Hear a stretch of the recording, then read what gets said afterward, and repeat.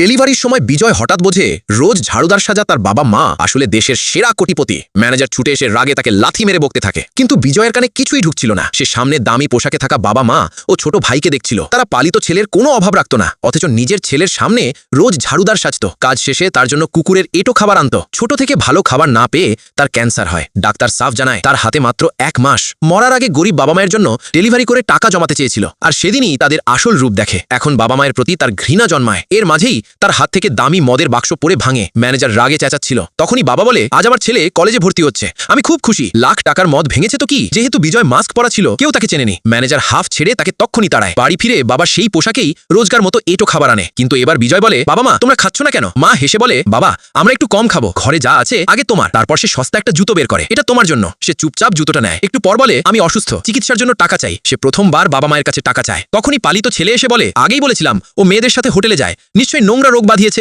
বাবা তাকে কোষে চড় মেরে লাঠি দিয়ে পেটায়। বাড়ি যাওয়ার পথে গুন্ডারা তাকে ঘেরে, তারা বেধড়ক মেরে সব টাকা ছিনিয়ে নেয়। সে কেঁদে বাবা মাকে ফোন করে, বাবা সাহায্য চাই, কিন্তু বাবা ফোন কাটে। পরদিন সে আহত হয়ে ফেরে। পালিত ছেলেটা আবার বলে, কাল রাতে কোনো মেয়ের বয়ফ্রেন্ড হয়তো পিটিয়েছে। বাবা আবার চড় মেরে দরজায় হাঁটু গেড়ে বসায়। সন্ধ্যায় বাবা মা বলে, খেয়ে নে, মাফ করে দেব। তখনই বিজয় রক্ত বমি করে। সে ওখানেই লুটিয়ে পড়ে। হাসপাতালে ডাক্তার বেরিয়ে বলে, বিজয়ের হাতে সময় নেই, নোংরা ও কম খাবারে ওর ক্যান্সার হয়েছে। সেই মুহূর্তে বাবা মা নিজেদের